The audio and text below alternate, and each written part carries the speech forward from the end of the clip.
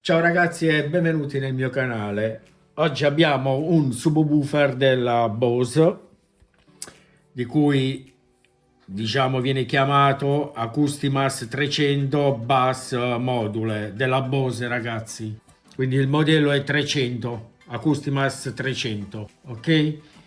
Allora ragazzi, il coperchio del sotto dove c'è la scheda ha queste viti qua. In più, sotto la targhetta, ragazzi, io ho rimosso la targhetta ma l'ho rimessa di nuovo, ci sono altre due viti sotto la targhetta. Questo è il sub con la parte in vetro sopra della Bose e questo è il sotto.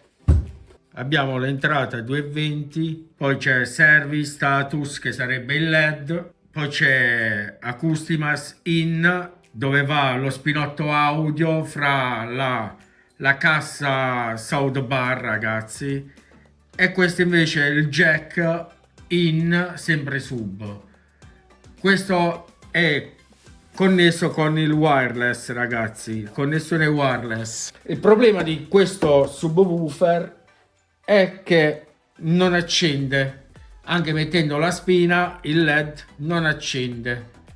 Quindi se non accende significa alimentazione, c'è un problema sull'alimentazione. Questo è il connettore del sub che va collegato alla scheda e questo flat è invece della schedina wireless che è posizionata, se smontiamo queste viti qua intorno, ce l'abbiamo al lato, che ora non è il nostro caso. Questa è la scheda, ragazzi, dove abbiamo l'entrata e le uscite e le entrate che vi ho appena spiegato. Qui ci sono i LED arancione, c'è alimentazione della scheda, ma questo LED non accende. Ok ragazzi, ora ci spostiamo per il test sul banco da lavoro. Mi raccomando ragazzi, prima di iniziare, di iscriversi al canale e cliccare sulla campanellina in modo che quando pubblico un video vi arriva la notifica, e se vi piace anche il video mettete anche un mi piace perché è importante. Poi un'altra cosa ragazzi, ho aperto gli abbonamenti, ragazzi. Se vi volete abbonare per sostenere questo canale, ragazzi, è molto anche importante, perché comunque il lavoro che c'è dietro, anche per la priorità dei video e tutto quello che ci sarà nei contenuti del video, ci sarà una priorità. Quindi ragazzi, se volete sostenere anche questo canale abbonandovi, a me fa piacere. E un'altra cosa, prima di iniziare il video, io ringrazio tutti i miei iscritti e anche chi si deve iscrivere. Mi raccomando ragazzi. Bene, ora ci spostiamo sul banco da lavoro, facciamo i test e facciamo questo tentativo. Allora ragazzi, arrivati sul banco da lavoro, la prima cosa che andiamo a testare è vedere se il fusibile, questo qui ragazzi, è un 4 ampere 250 volt ragazzi, è scatolato, vedete? Andiamo a testare come prima cosa questo fusibile qui. Mettiamo nella scala della continuità, quindi il fusibile è integro, quindi l'alimentazione passa attraverso il fusibile, quindi la prima cosa da escludere è il fusibile. Poi facciamo un backup veloce sui diodi, andando nella scala diodi, anodo catodo 182, abbiamo la giunzione, invertiamo i puntali, abbiamo giunzione e non abbiamo nulla. Abbiamo giunzione, abbiamo un valore al contrario, ma non è giunzione al contrario, perché di solito quando è al contrario abbiamo, vedete, la giunzione, si sente il beep perché qui abbiamo i condensatori. Qui invece abbiamo il condensatore ma non abbiamo al contrario la giunzione, ma abbiamo un valore un po' anomalo, però va bene così. per il momento. Andiamo avanti. Su questo condensatore e su questo qua dovremo trovare una tensione dopo, ma non cortocircuito. Abbiamo un valore che abbiamo trovato al diodo e non abbiamo nulla. Questo è un diodo SMD, quindi è un doppio diodo. Quindi, visto che comunque abbiamo un trasformatore, il primo piedino del diodo e il secondo piedino vanno sul trasformatore, quindi abbiamo 000, ma non è cortocircuito, ragazzi, perché se vado sulla base ho giunzione, non ho corto e ho giunzione, quindi è perché è posizionato i due piedini sui piedini del trasformatore, quindi è normale che lui bippa, perché comunque è un valore molto basso il trasformatore, quindi in ohm sarà un 0,1, 0,2, 0,3, quindi è normale. Ragazzi, ho cercato lo schema perché comunque sembra vederla, ma è un po' complessa come scheda, non è semplice senza schema. L'ho cercato ma non l'ho trovato, che la Bose non si trova lo schema, e ora sto andando un po' ad esperienza e facciamo questo tentativo di riparazione se tutto va a buon fine. Andiamo a verificare ora il condensatore di livellamento, che è di 450 volt, quindi dovremmo trovare i 300 volt. Questo anche piccolo è di 400 volt, ragazzi, e questo qui anche è 450 volt, 4.7 microfarad, quindi non è neanche 5 microfarad.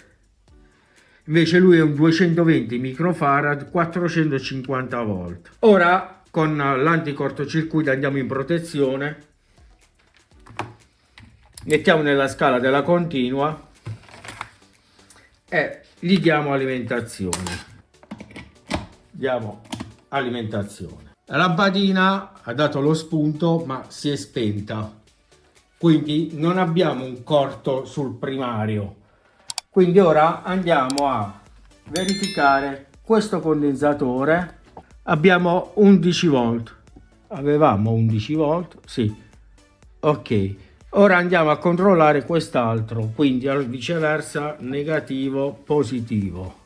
Non abbiamo nulla, ragazzi. Io qui dovevo trovare una tensione, abbiamo 0. Ora negativo sul condensatore, sulla resistenza dovrei trovare i 300 volt. Sull'altro cavo della resistenza pure, ragazzi, ok? Quindi su questa zona qui abbiamo già un problema, perché sul condensatore abbiamo tensione 11 volt, sull'altro non abbiamo nulla. Andiamo a vedere questi condensatori invece. Non abbiamo nulla, non abbiamo nulla, nulla. Andiamo su quest'altro e non abbiamo nulla nel secondario. Questo, ragazzi, fa parte del primario.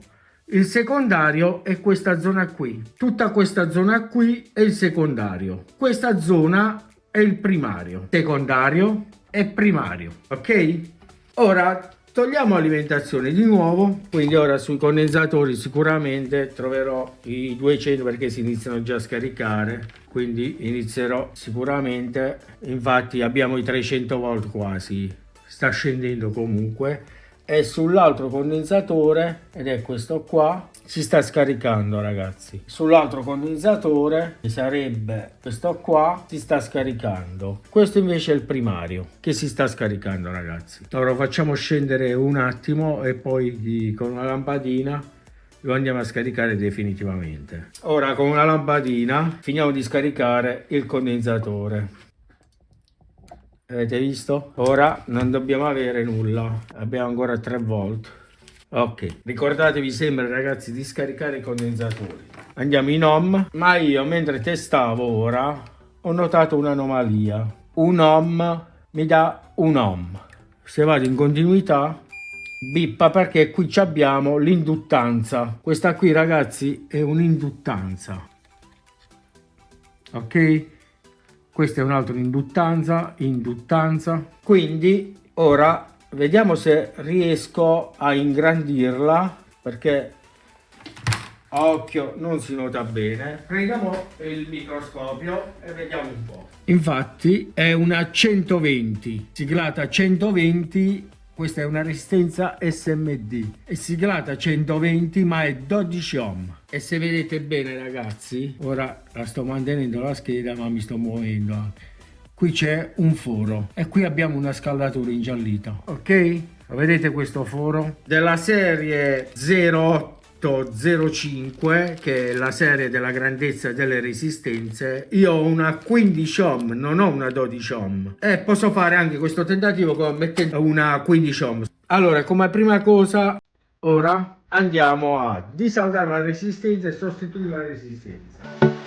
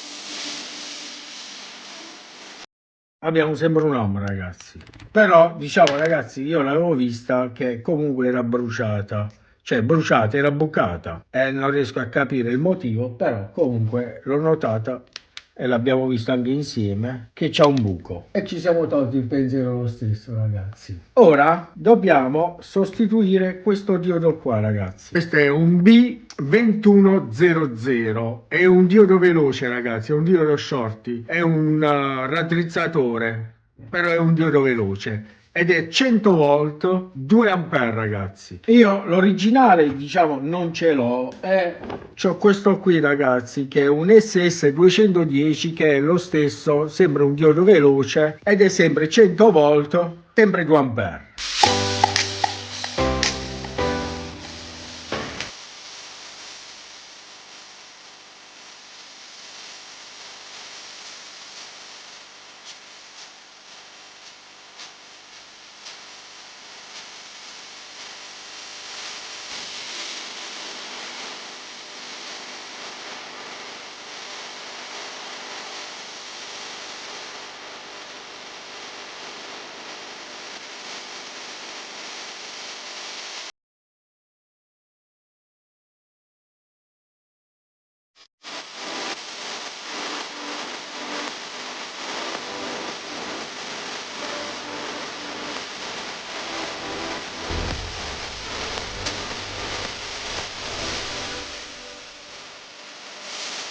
Prendiamo il nuovo sperando di non perderlo.